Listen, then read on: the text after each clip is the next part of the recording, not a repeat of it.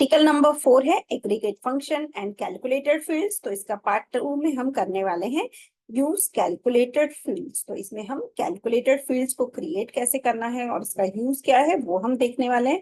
तो आपका जो पार्ट 1 का टैबलू का वर्कशीट है वो आप डाउनलोड कर लीजिए, या तो आप डिस्क्रिप्शन में से उसको डाउनलोड कर लीजिए, और फिर आपको सेल्स सुपरस्टोर से कनेक्ट करना है। की परफॉर्मेंस इंडिकेटर ये हमने वर्कशीट का नाम दिया था, और इसमें हमने यहाँ पे टेबुलर फॉर्म में डेटा डिस्प्ले किया था। इसको हम अदर फॉर्म्स में भी डिस्प्ले कर सकते हैं, जैसे कि ये ग्राफ फॉर्म या फिर कोई भी एक बार ग्राफ या पाई चार्ट, ये सब फॉर्म में हम डेटा को डिस्प्ले कर सकते हैं। तो ये वाला हमने कर लिया था। अब हमें क्या करना है, कैलकुलेटेड फील्ड्स। तो यहाँ पे हम एरो पे क्लिक करेंगे और क्रिएट कैलकुलेटेड फील्ड्स इस पे हम सिलेक्ट करेंगे। अब हमें जो क्रिएट करना है वो हम देख लेते हैं। यहाँ पर हमें ओपन करना है, ये देखिए इस तरह से हमें प्रॉफिट पर ऑर्डर ये हमें क्रिएट करना है, that is profit by order ID. तो हम लिखेंगे प्रॉफिट पर ऑर्डर, प्रॉफिट पर ऑर्डर।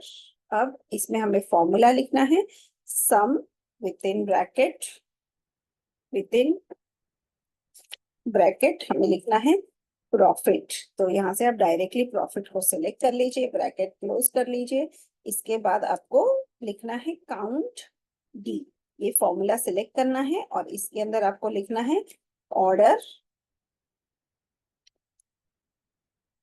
Order ID. तो ये मैं ऑर्डर आईडी लिख देती हूँ। अब ये फॉर्मूला मेरा कंप्लीट हो गया, तो इसे आप ओके कर दीजिए। ये देखिए आपका प्रॉफिट पर ऑर्डर ये वाला हमारा फॉर्मूला आ गया।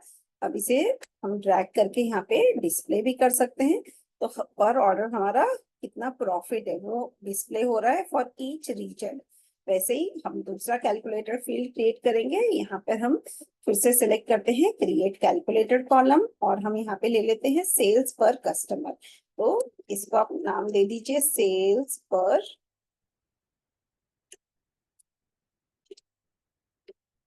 पर कस्टमर। तो यहाँ पे निकालेंगे सम फंक्शन हम ले लेते हैं सिलेक्ट करके, और इसमें हम लेंगे सेल्स। तो ये हमारा सेल्स हो गया, डिवाइडेड बाय हम लेंगे कस्टमर नेम, तो या कस्टमर आईडी हम कुछ भी ले सकते हैं। तो सबसे पहले हमें फंक्शन यूज करना है count D, and then customer column, ये हम सिलेक्ट करेंगे कस्टमर नेम। तो सेल्स बाय कस्टमर नेम, हमें इससे समझिएगा कि हर एक per customer what is the sales. तो इसको हम अब ओके कर देते हैं। तो यहाँ पे देखिए हमारा कैलकुलेटेड कॉलम आ गया सेल्स पर कस्टमर। तो इसको भी हम जैसे ही हमने ये वाला कॉलम यूज किया था, अब इसे हम निकाल देते हैं।